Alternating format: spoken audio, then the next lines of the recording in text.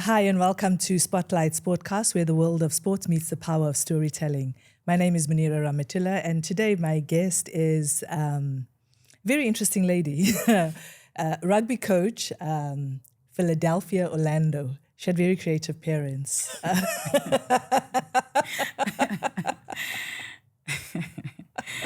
Yeah, true. Coach Phil, thank you so much for joining me today. Much appreciated. We can have a nice discussion about rugby, women's rugby, and everything else around. So we'll start with, you Kenyan, my African sister. Yeah. You're Kenyan.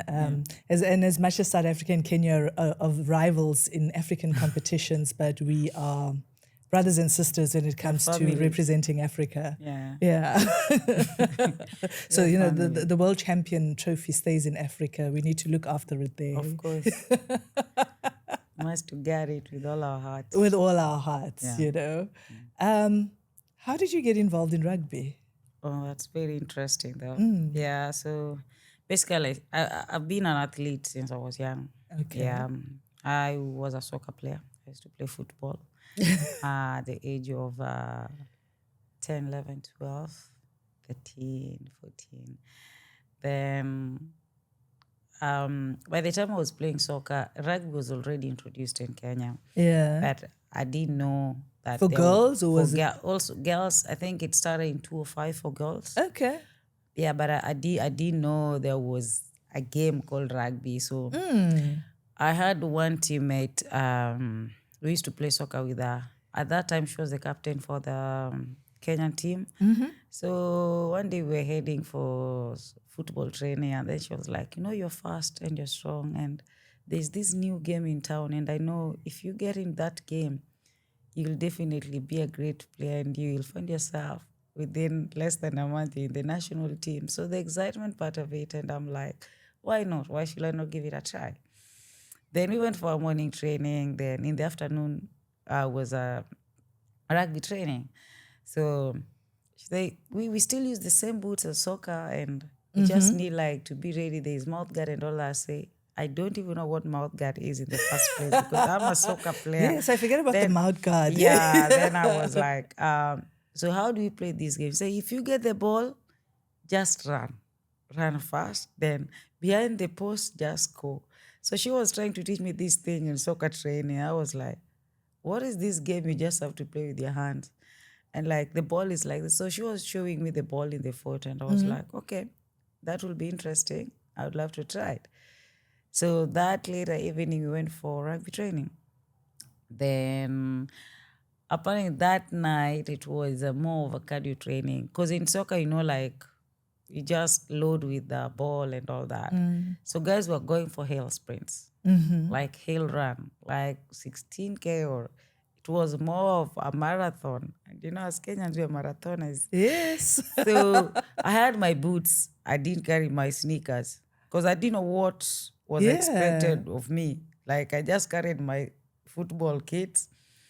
So we did a kilometer, real kilometers. I think it was 16 because going was 8, coming back was 8. Oh my so word. Getting into it's a place called Arboretum in Kenya. It's where, so you will run. When you get to that place, you do some exercise like frog jumps, Spider-Man walk. So I was running actually on the tarmac road with my boots. So when I got to the destination, I had blisters on. All my feet was full of blisters. But funny enough, the encouragement I got from the team and because I was young, I was around 17, and the players, the ladies who were playing were older than me. So, but they gave me all the encouragement, it takes a champion to do all these things. Some of us cannot even hack the pain and all that, but here you are. So by them encouraging me gave me that energy and strength. I was hurting, of course, but sure. I kept on going because it was fun. That was the first time I was trying something different, something new, like running and doing other activities and all that. Then there comes a time we are done with our activities. They are now running back to the clubhouse. So again, me put on my boots again because I couldn't leave my boots where. Yes. So we came back, and then when you go to the club, all of them were like surprised and shocked, like she actually went and came back. Many people don't do that, but I really because I didn't get to touch the ball that day. I was really eager to see what is this sport like, and how come I can see there is all different kind of shape and body. Then probably I can combine soccer in this game. So because I was coming from a humble background as well, so I wanted like to try things. I was like this person who go for anything. Yeah. So they told me, oh, tomorrow is another training session. If you can. Then they asked me, are you sure you'll come back? I said, of course I'll come back. With your blisters. I will come back. And my friend was so encouraging, and she told me, I know you'll come back. After soccer, I say, how will I train soccer tomorrow with my blisters on? Or the coach might kick me out of the team. So that being scared of losing my position in soccer, and also I want to be in a new sport. Yeah. So there was that mixed up of what do I do? But again, I just told her I'll be there. So the next day, I still went for my soccer training in the morning. Then later on in the evening, now that was the first time now stepping into the rugby pitch, now touching the ball. Yeah. And I remember there was one coach. We had two coaches, and the club we had only two clubs in Kenya. And this was more of the founder of the women's rugby in Kenya, the club that had joined. And there was one coach who just looked at me and said, you will be a great player. You will make it with this game. Just put your heads right, put your focus right. You're young, but I see something in you that most people will never see.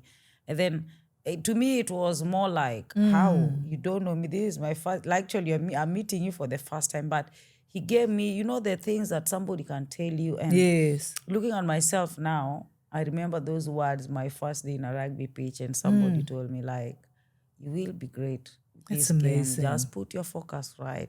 This is how I see you being a center player, a great center player. And I was like, he was manifesting it for me without me knowing, Yeah. Then I say, okay, I'm ready now. I say, you're young and you're going to meet big girls, and I know you will be fighting each other at some point, but you just have to keep your heads high. You just have to step in and say, you're here to learn and you're here to act. Then that's how my journey started. And a month later, I was selected in the national team. Wow. Yeah, to represent Kenya in Uganda, because back then our first rival was with Ugandan team. Yes. Yeah, so that was my first tour, and I was like, it's not that easy being selected in a national team, in a soccer team. It's not easy, but this is a new game, and boom, I'm in, But these ladies were like, you're still young, you'll play this game. But the fact that I got selected, that's what gave me the motivation, and that's what gave me the hope, I can actually go far with the game.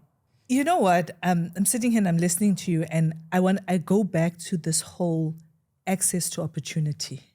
Yeah. Because if you weren't given that opportunity, or if you didn't know, if your friend didn't say to you, hey, there's a new sport, you and I wouldn't be sitting here talking today. Exactly. And, I'll say she was we say we meet our destiny helper or our destiny changers. And one of the key things I've taken out of my journey or my sports life is that friend of mine. I always talk about her.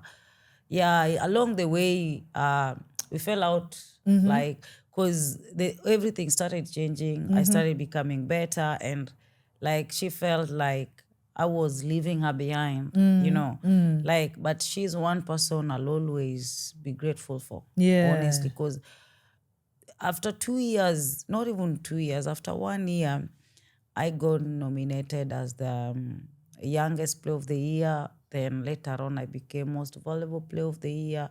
But all these things, she was always tapping my back, and she was always encouraging me. She was older than me, but there was that friend. You can never choose friends. Yes. She was that friend that will always tell me, see, you're going places, you're a great player, keep on going. But now, the way you will understanding women. Yeah. So some people will be like, you brought in this kid here and this kid is outshining. You said we started having that. So she was my friend. I still love her. She's one person, if I was to reward something, she's one of She's those that people person. that I can still go to and say, you changed my life big time without knowing, but as life will have it. But I firmly believe, look, first and foremost, I firmly believe that your destiny is your destiny. But I also believe that God will put different people in your life to get to that destiny. True. And she was one of those people. And her purpose was to get you to rugby in your life. True, because the journey wasn't that easy in rugby. Like the moment I stepped in, I started working so hard, and like there were challenges.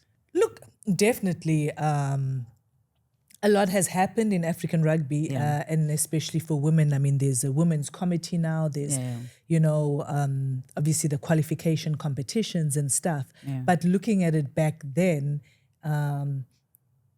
it was very difficult. It still is difficult. There's a lot more that still needs to happen, and there's a lot more effort that's going into it.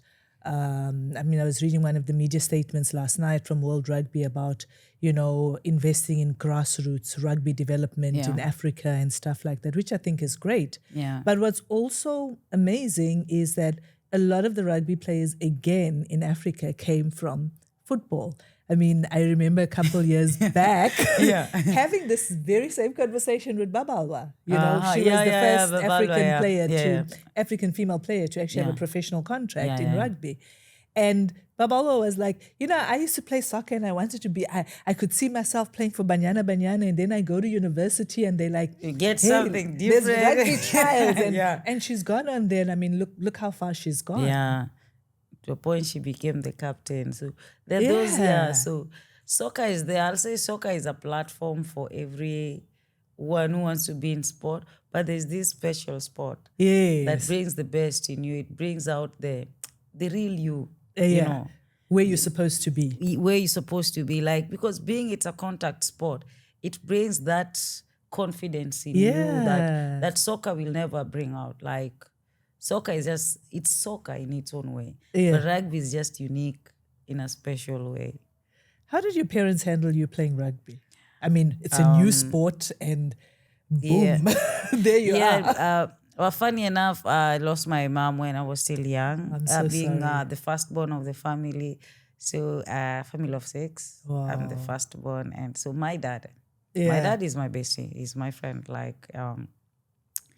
So because I was a soccer player, but my dad could not understand the kind of sport I was playing. Yeah. He could not even understand it in the first place because he was used to me appearing in newspapers in soccer. Yes. But he was never used to me doing any other, because they knew, back then in Africa, something like rugby was not that sport that anyone will believe in, like, this is a great sport. Everyone will play soccer. So I just told my dad, like, I'm still in soccer, but I'm in a new game. And I think I'm going far with this game. Then, the doubting Thomas, like my dad is called Thomas. That is a joke I made, like the doubting Thomas. Yes. But just believe in me, like this game is a great game. So, but because he couldn't do anything about it, I will always get away with whatever I want. Like, I'm that person. If I want something, I go for it. So he allowed me until the time now he started seeing a different lifestyle, a different path from me. And then he was a proud father, to be honest. He was a proud father. Like, he would always ask me, like, I didn't see you on the TV last weekend. So he got so proud to a point back in the village, whenever he will see me on the newspaper or my name is appearing on the newspaper, he will be like walking with it on the village and So his support and prayers also kept me going. And how did you eventually break away from soccer? Because now rugby is your new thing and you're very happy and you're doing this. I'll say, like, rugby brings out that inner you. It brings out the real person that you are. Yeah. You don't have to hide anything, because at some point you get angry. At some point you feel you want to tackle somebody so hard. So the moment I got attached to rugby so much because of one training. The training was never that easy. Like, it was not like, And it will challenge me each and every time I'll step in training. You will see we're doing baby carries, fireman hose. We were doing a lot of things, running. So it will always challenge me, and I'll look at soccer. I'll be like, I only tried this game and somehow it changed me big time. Why not just give it a try again? Because again, I will get tired. After rugby training, the next day thinking of waking up for soccer, I'm like, no.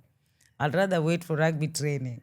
And so rugby's intense. Exactly. So that's how I started just changing my mindset from football to rugby. And fully, I just found myself, I was still with my soccer team, but not fully committed the way I was now committed to rugby. Because there were games, there were trips, And then at that age, I'm still hyper. I want to try things and all that. So... yeah, then I just found myself now fully with the support of my teammates as well. Yeah. They kept on encouraging me. They were like, you know what, keep working hard. You're going places. And when you're playing with big girls and they see something in you, like they will always give me that hope the hope that I couldn't see at that point, but I can see it now. They will be like, you'll be one person that will be great in Kenya. Keep working, keep going. So all those supports and all that made me love rugby more and more. That's very interesting. Yeah. So from Kenya to the UAE, how did that happen?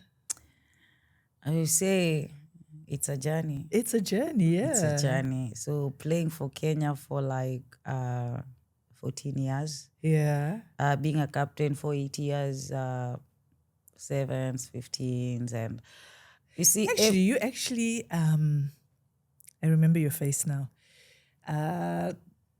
2 World Cup qualifications ago, you played in South Africa. Yes. Yeah. Yes. I was at the games. Yes. Yeah. So like you never know who is watching you. Yeah. That's one thing I always even encourage my players or even friends. Like if you're doing something, do it passionately. Do it with everything that you've got, because you never know who is watching you out there. You never know who has your hand. Yeah. You never know who will be your destiny helper or your destiny changer. So whenever you step in that field, just do you. Be fearless. Support each and everyone. Be a team player. Be always angry to do better. Not angry for your teammate, but be angry for yourself. Like always step in that pitch and say, you know what? I'm stepping out of this pitch very proud, regardless of the result. Yeah. So I think that is what, and probably many people were watching me growing up from this game to now that senior player to a captain to be playing in big stage and all that. Then me coming to UAE, that was after Tokyo Olympics. Yeah. Then I just there was one guy from Rugby Afrique called Babu Khalid. Yes. So Babu was back then the president of Rugby Afrique. But Babu watched me. He's more like a godfather. Like he was always there. When we lose to South Africa, he will come. He will see me down on my knees and he will come and say, you're not yet done with this game. Keep working, keep leading the team. He will always see me. I will break down at some point. Because South Africa will always thrash at and we'll be like, And then being there as a leader. You know what? I'm not even going to say I'm sorry for that because I'm not. Exactly. Not. Yeah, so this one of the guys who will come and again, I've walked this journey through support from people. Yeah. And people encouraging me over and over. When even the times I will doubt myself, they will still step in and say, you know what? Keep going. Yeah. We see your zeal. We see what you give. Keep going. So after Tokyo, went back to Kenya. Then we had this, it was, I think, for World Cup or... Yeah, then guys, so we were to win against Colombia. Then we lost against Colombia and I broke my finger that on that 15th game. That was after Tokyo. Then I was still playing. That was like first half. Then I had to twist my finger back. Oh, God. Then I continued playing. Then I got another bad pass. Then it knocked my hand again. Then my finger again turned. So I was like down in pain there. But I kept on playing. So I just told my physio, like, just strap it up, And because the game was still on. And the girls were like, no, you can't quit now. You can't give up now, And then, they still believe in me, So I had to stop my finger and continue the game. Yeah, though we lost. And when I went to the... after the game, I was taken to the medic room. Yeah. Then Bab Khalid said, you've served your country with all honesty, diligently. And I think it's about time. I have a gift for you. And, as an athlete, gifts are gifts. Like you expect maybe something boots or anything. Then he said, but don't worry. Probably you will decide if you want to make a different turn in sport or no. But I didn't know what it was, to be honest. And then he reached out to our director of rugby in Kenya. Then this guy reached out to me. He's called Thomas Odunda and asked me, would you mind working in Gulf country? And if you look at it back then in Africa, the moment you're a Gulf country, and they're like, oh, African people are dying there. And so he didn't mention like whether it's in UAE or Saudi Arabia or Qatar. No, he didn't. He just said that. I had to think of it. And I said, why not? But for how long? I was like, but for how long? Then he said, if it will depend if you'd love to make that change. Then I said, no worries. Give me time to think about it. Then he said, just send your CVs and all that. Because back then I'd started coaching as well. I was coaching in the club. I did my strength and conditioning, had the level. Actually, I was the first woman who did strength and conditioning in Kenya. Wow. So those things like... So I felt like it was now that time because I was doing it for clubs. And I had a job at that time, a club that I was coaching and I was playing for as well. So I was like, why not? Why not give it a try? Furthermore, I think I've done enough. I've represented my country well enough. And which level do players want to reach, if not Olympics? Yeah. And I've been there twice. So why should I? So I was giving myself all these answers and questions and, that and conversation again, with yourself. Yeah, and then thinking again, but I'll miss playing, I'll miss my friends. So there was all those things running in my head. Then he said, just send your CV and all that and leave it to me. So I don't know how it traveled to UAE. The next thing, I got an email where I had a Zoom meeting with General Secretary for UAE Rugby. And I was like, at first it was a shocking thing because you're meeting again prominent people, so to say. Yeah. But I was like, am I that important, Yes, you are. Yeah, like, now you start asking yourself again, like, then let me just listen. Then the first thing you ask me, like, if you were to be given a team, let's say young girls, what will you do with them? How will you encourage them? How will you make them love this game the way you love it? And I said, I'll simply use my story and my journey to empower them, encourage them. If you are to coach them, would you mind? I say no, because somebody once held my hand. Yeah. I'll be willing to do the same to another person. Yeah. And then I think that was enough for them. That was enough for that day. Then, they say, okay, fine. So the next one was like, we would like you to come and work with our local girls. Encourage them because, again, they have their own culture. And I think that was now meeting a different type of life again. Coming into a place where people have culture, they respect their culture and everything around them, and dress code, and so how you carry yourself. Again, I need to live that my hyper African life and also respect my work as well, and also be a good example to them, to the Emirati girls as well. So I said, I'm ready. I'll take on the challenge, you know. But again, here I am today, with a wider squad from Emirati, from schools. Actually, I work with the schools. I coach schools, get the girls from schools to club again, coach them to see them to the national teams as well. Okay. Yeah. And how is it coaching the national team? It's great because it's a combination of, because we have two different national teams. We have the Arab Sevens, where it's only for Emiratis. And we have now the national team that now we can combine with the experts as well. Okay. So again, you find different lifestyle, different personalities, different characters. But to me, I'll say so far so good. It's a challenge that has built me also. And I've seen life in a different angle, like regardless of where you're from. Respect, discipline, humility can take you far. No, look, definitely. Firmly believe in that. Respect, humility. It's something that definitely. Because you meet probably a player who has never interacted with somebody who has been through so many challenges, but probably through you sharing your journey, your challenges, where, because in UAE, you know, we have good fields and all that.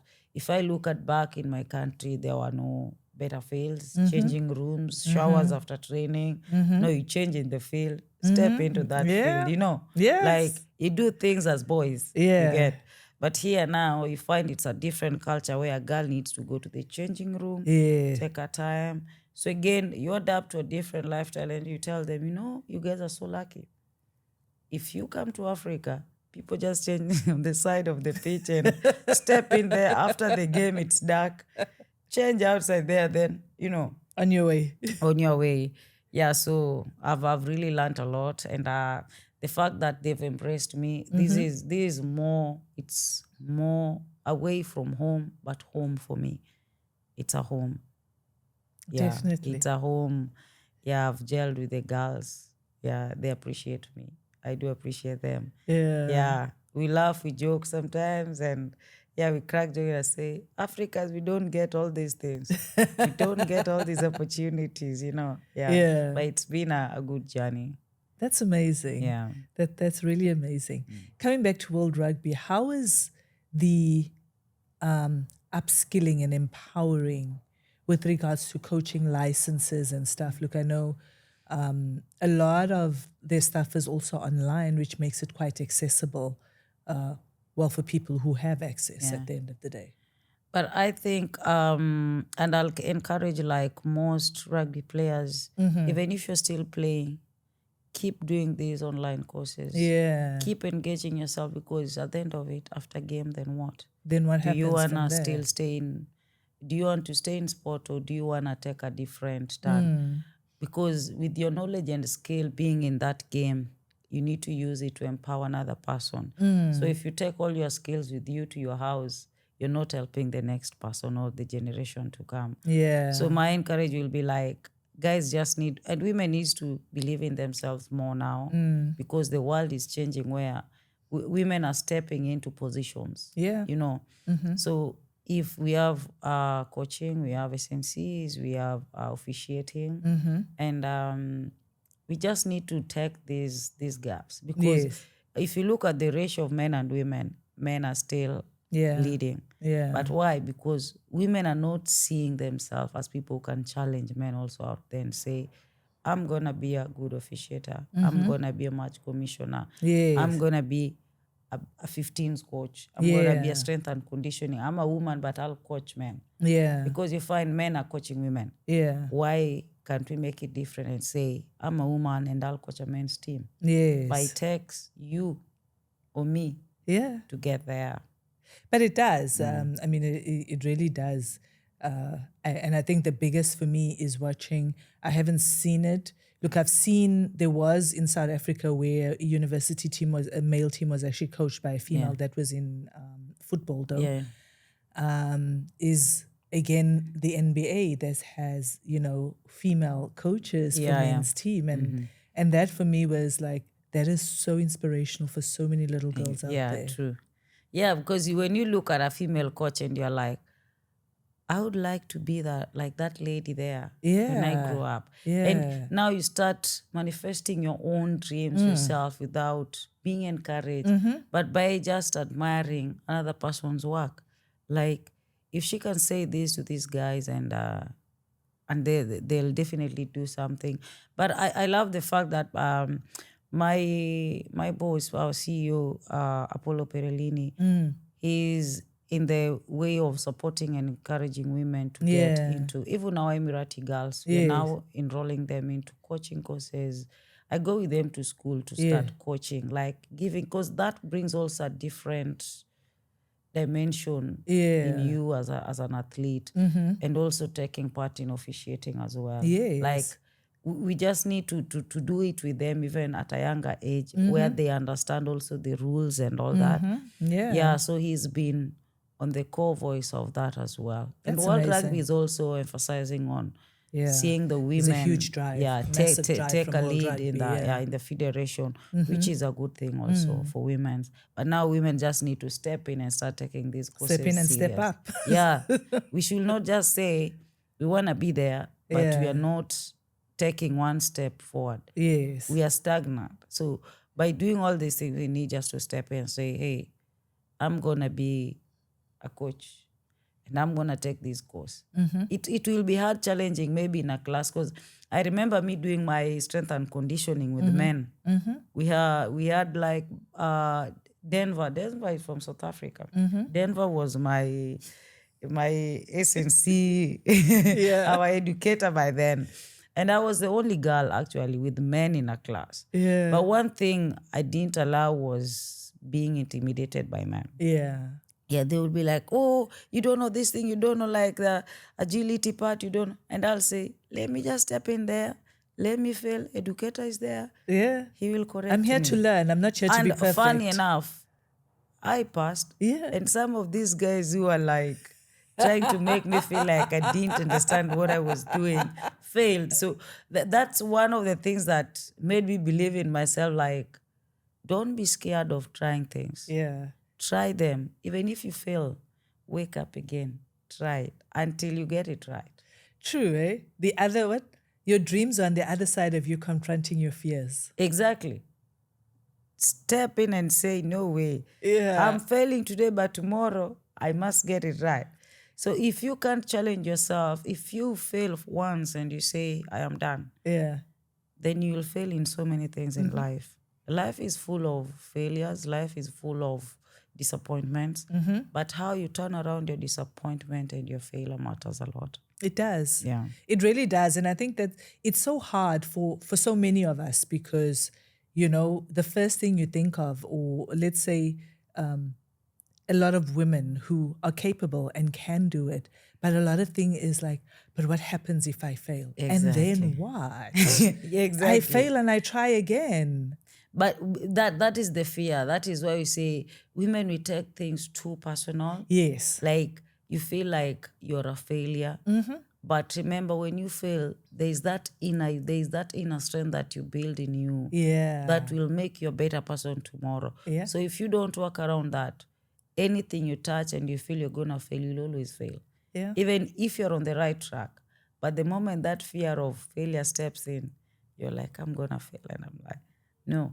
Sometimes, and this is one thing I always tell my players, like when you go for competition, and I'm like, don't be afraid of failing. Don't be afraid of losing. Lose with your heads up. Lose saying, I tried. I gave it all. Tomorrow is another day, and I'll keep on trying until I get to that position I want. So that is one thing, the drive that if majority of women will do that. We loved so many women coaching, so many women presidents, and you know, in those big positions. Yeah, true. I agree. You know, I definitely agree that at the end of the day, it's really, I always say it's really up to us to create that change for the next generation. So they have something to take over from.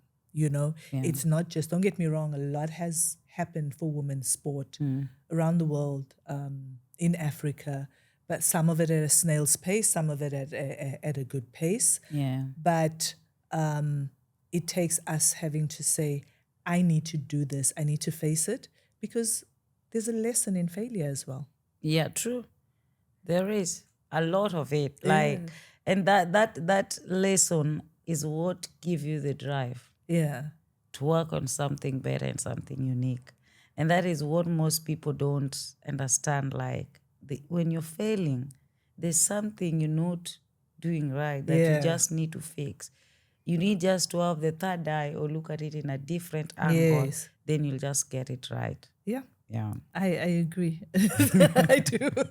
You and I could have this conversation forever. But we've got the 2025 Women's World Cup coming up. But before that, Rugby 7 starts in what? Less than a month's time? It's not even a month, in a week's time, because this time it starts on the 29th, 30th, and 1st December.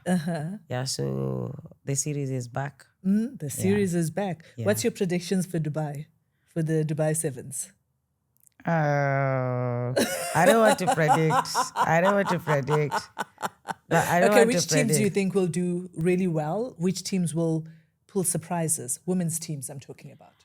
Women's teams, for now, I'll say for the underdogs like China.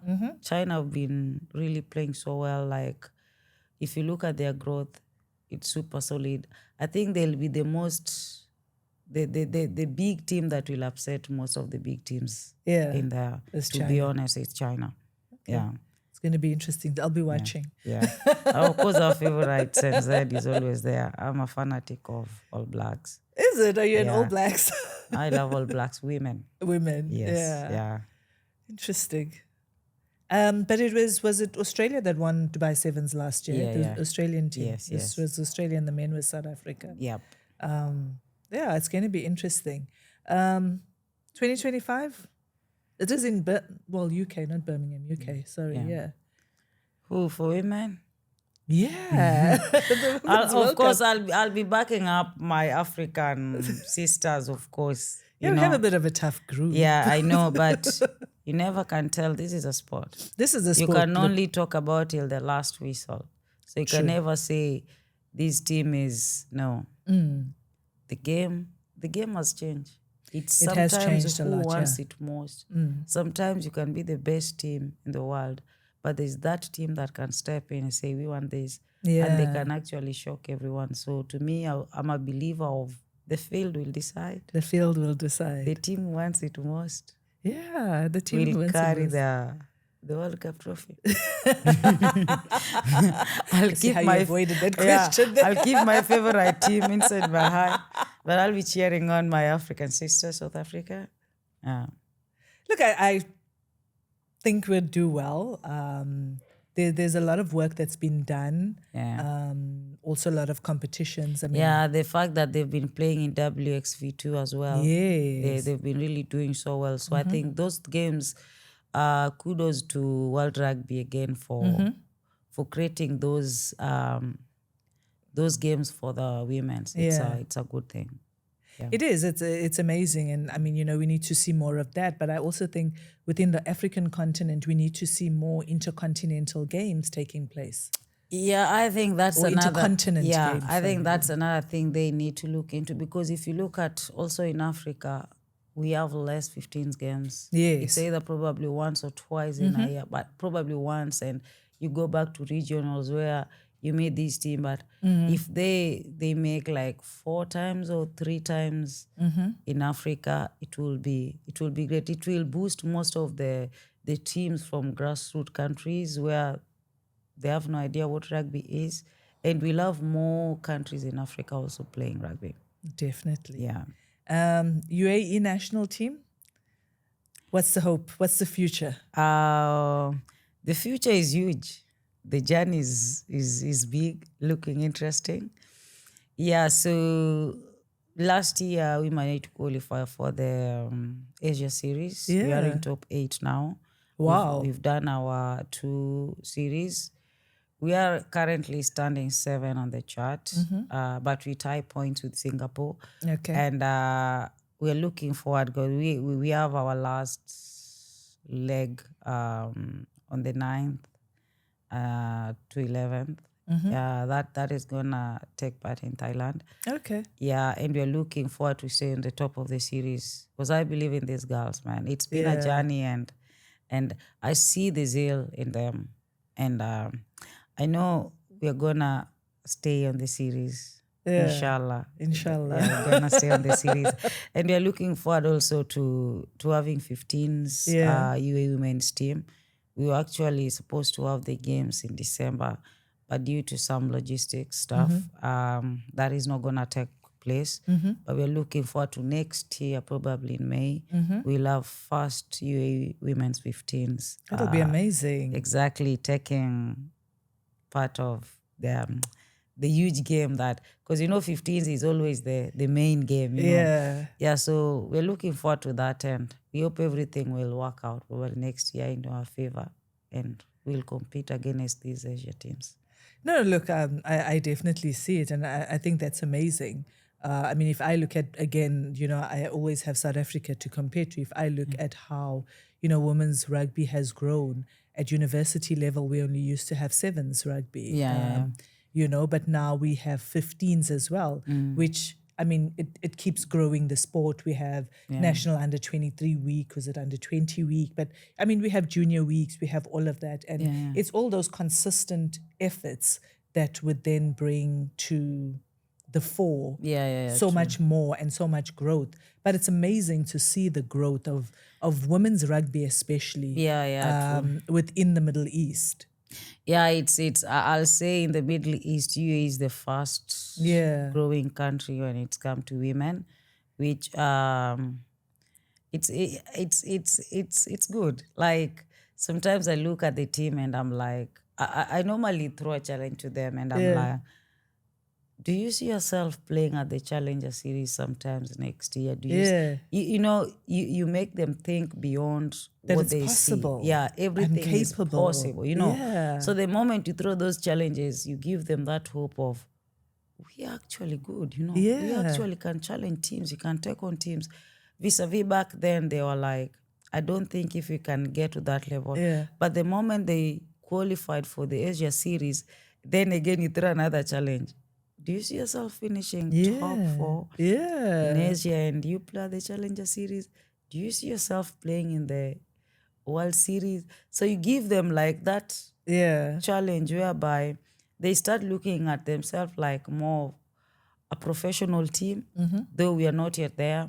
But you can always create that room for professionalism in players. Which is a good thing. For me, I think it's a good thing. And it's good also for them. Like, most of them have not played up to that level. But them seeing themselves now playing against top teams like Japan and China, it's an awesome thing, man. It's amazing. Yeah, it's amazing. Wow, that's good. Coach Phil, thank you very much. You and I could talk rugby all day. But thank you very much for having this conversation and, just talking women's rugby. Hopefully we'll catch up again sometime later. And thank you or for early having next me. year or so. And, true. Maybe after we've after our last Asia Series games. And probably we can discuss whether we remain on the top or we went down. But I strongly believe that we'll come out with a positive result. I strongly believe so too. I strongly believe so too. And all the best for that. And thank you. Hopefully I'll see you at the sevens as well. Of course, you're there. We'll be cheering on with my secret team. With your secret team. Yeah. Because I'll be coaching. I have the local teams, the Emirati girls. I have the women's and under 19. Okay. Yeah, so I'll have 2 teams in Dubai Sevens playing the Gulf League. Hopefully I'll catch 1 or 2 of your games. Inshallah. Inshallah. Okay. Thank you so much. Thank you too. Thanks. Bye.